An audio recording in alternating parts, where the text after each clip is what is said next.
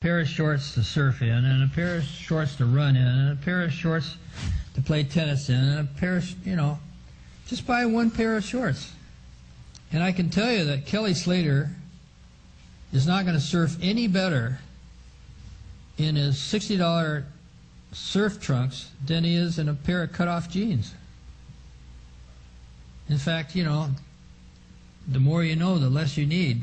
And that's kind of the way I think we have to go. I mean, we're all the problems of the world right here with our consuming. We're consuming the resources of 7 planets. That's not very close to sustainability, is it? Yvon, in 1991, on July 31st, you had what you'd coined a Black Wednesday, where you had to lay people off in your company. Yeah. It sounds like it was a very painful decision for you to make, and I can understand that. I think you've kind of addressed the issue already, but is there any advice you would give these young people as far as how better to prepare and weather difficult economic times, both personally and professionally, if they are in business? Well, what really got us through those difficult times is I took a dozen of the key people in the company, and out of those dozen, not one had an MBA, not one had ever been in business school. They were all anthropologists, and they studied biology, and I mean, I got a degree in auto mechanics from John Burroughs High School. And we all went out kind of in the desert, We went to Patagonia, the real Patagonia. We walked around and we sat down and we said, well, okay, why are we in business? What are our values? What are we trying to do? I mean, we got a good chance of losing this whole thing. And so we sat down and started writing the philosophy of the business. Starting, okay, what are our values? Well, number one, we were all climbers and kayakers and skiers, and so the equipment was really important to us. So we said, okay, one value is we want to make the best product. Not among the best, but we want to make the very, very best. That's really important for us because it feels good when you're making the best stuff. And secondly, we want to have flex time so that we can go on expeditions for 3-4 months at a time and not have everything fall apart. So we got to have flex time. Another value is we don't want to leave our kids at home or quit working when we get pregnant. So that's really important that we blur the distinction between work and play and family. We want to just blend all that together. We want to work at our play, want to play at our work, and we want to have our family together with us. And then there was some other values and stuff, but and then the other thing is, we started realizing that we didn't want to be greaseball businessmen. We don't want to, we're coming kind of from the 60s and stuff, and we didn't want to be part of the problem. We wanted to be part of the solution.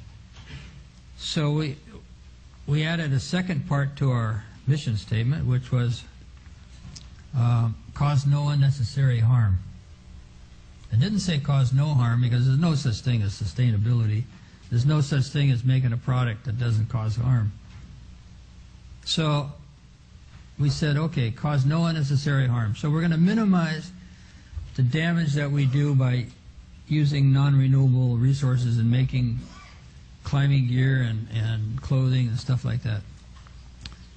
And then later we added a third part. As the environment started collapsing more and more, and we started seeing, boy, this isn't enough. We have to do more.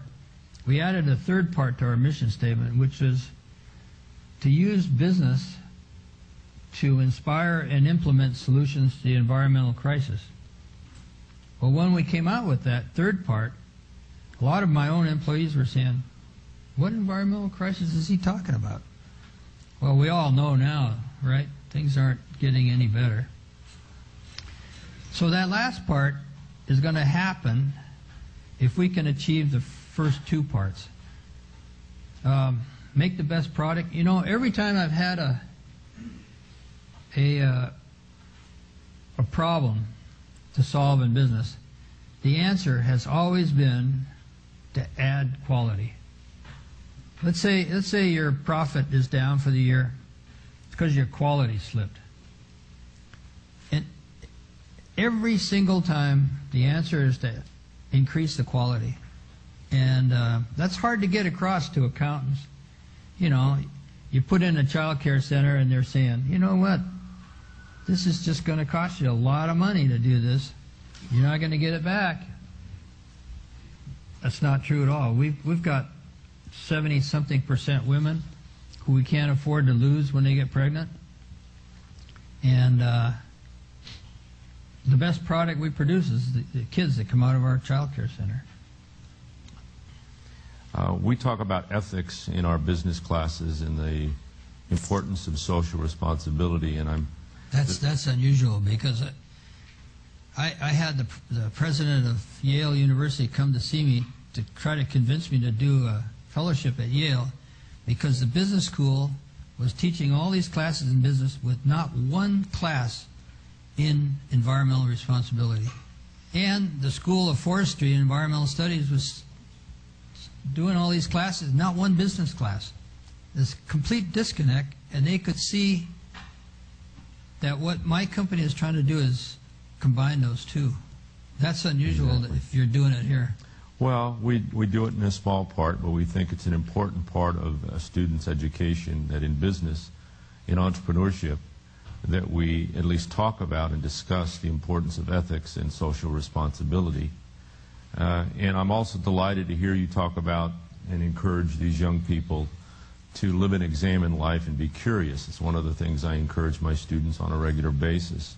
I frequently tell them, and they're tired of hearing it, I know, that information and knowledge is power. It's somewhat cliche, but for you to say to go and find out and learn and investigate and be curious is a powerful message for our students to hear tonight, and I appreciate you sharing that with them. But I also think that to take on the kinds of challenges you have requires a certain type of leadership. And so I want to share with you as kind of a parting shot this evening something that I think reflects very much about you. And this is, from all places, the United States Military Academy in their leadership training. And it reads as follows. It says, if leaders are not looking for the truth, if the situations are not framed as having moral implications in the first place, then these leaders make decisions based on other criteria, as often with disturbing results.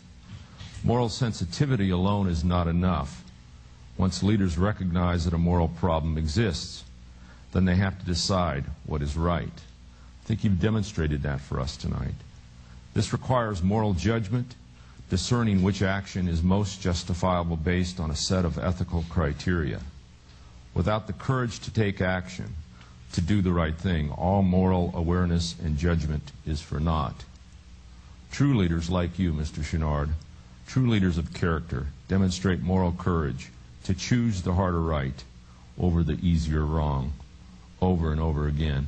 And for that, we thank you. And for coming out and being with us this evening, we thank you immensely. Let's all thank Mr. Chouinard. Thank you.